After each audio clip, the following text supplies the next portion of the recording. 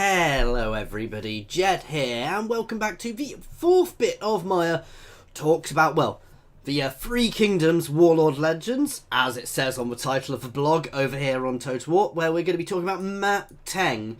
Now, if you want to read this, I am sharing it on my Twitter, as you can see here, and it will also be below in the comments, as always. Big disclaimer, guys, as with all the stuff, everything which is written here is subject to change. I'm also not Creative Assembly staff, so I could be talking complete and utter rubbish.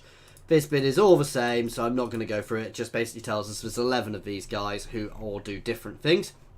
Now, I do apologise if you can hear the rain. It is chucking it down a bit outside my house. I've done a little test recording, and we shouldn't be able to hear it too much, but if you can, let me know, and we'll have a look at it.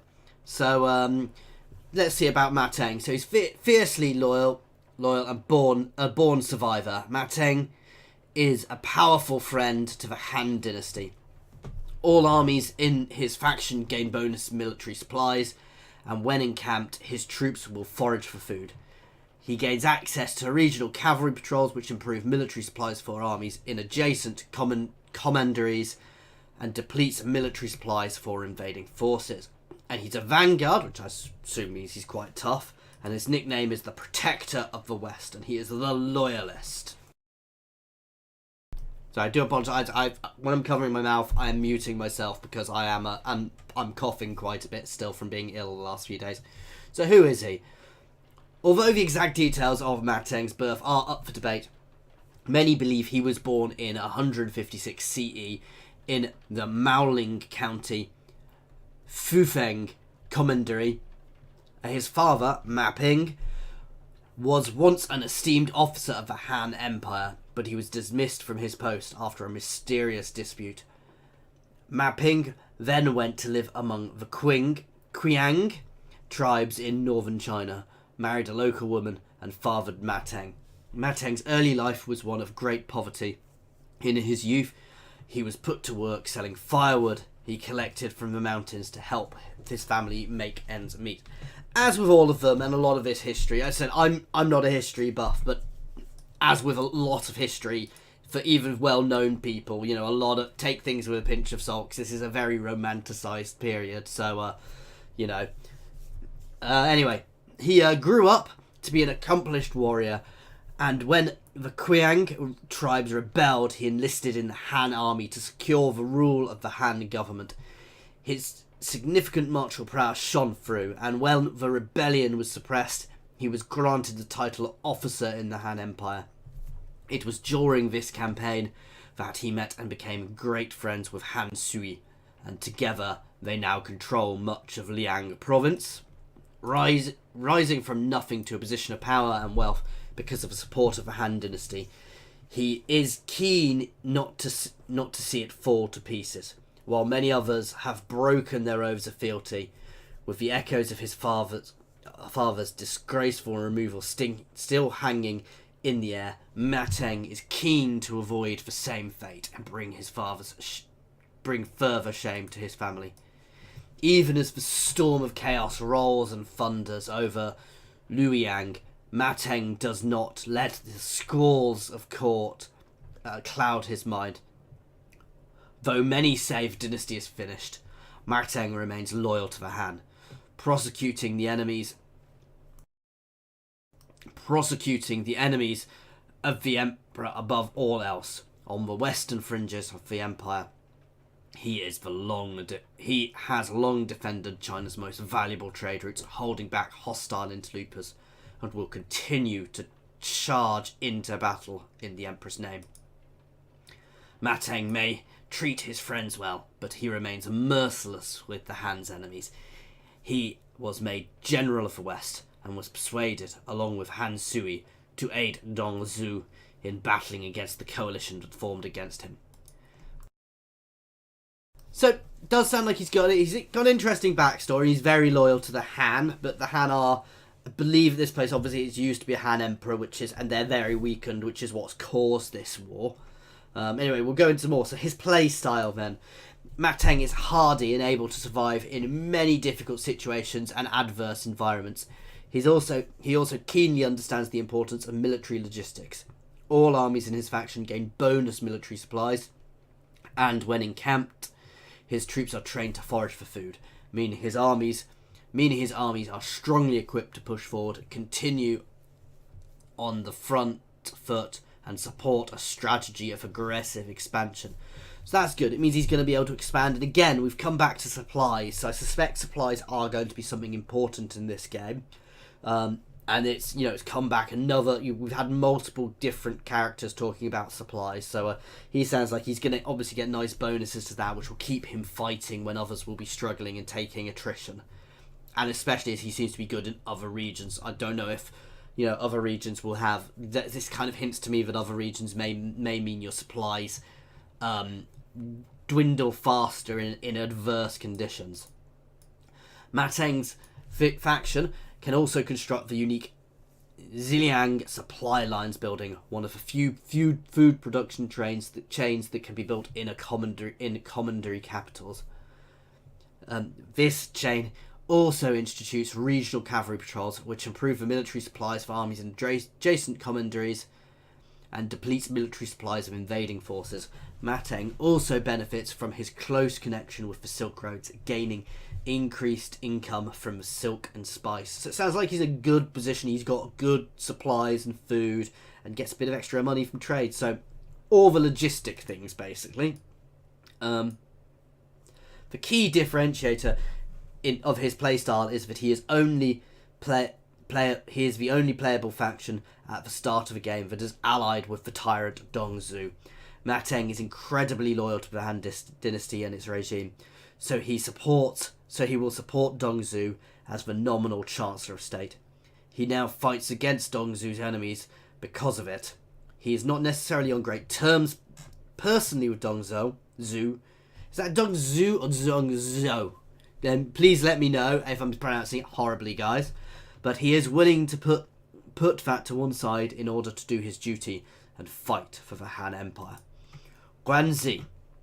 I'm going to read it from here rather than up here, guys. Close friends for many years. Together, Ma Teng and Han Sui govern Liang province and protect China's northwestern borders from against invasion. Their tight-knit bond and focus on strong military alliance goes a long way to ensuring stability in the region. Ma Chao is Ma Teng's son and heir. Although at the outset of the campaign he is a child, it will be a few years before he comes of age. But many within the court already believe he has the potential to become a mighty warrior. Okay. At the start of the game, Ma Teng is at war with the Yellow Turbans in Wudu Commandery. The player will have to conquer the entire commandery to gain a strong foothold in the west. Once the rebels in this area have been dispatched, Ma Teng will have to decide whether to drive his conquest south across the mountains or fight for control of the northwest alone. So we're starting here. You can see there's quite mountainous regions around, giving us some borders. So there's a small thing there.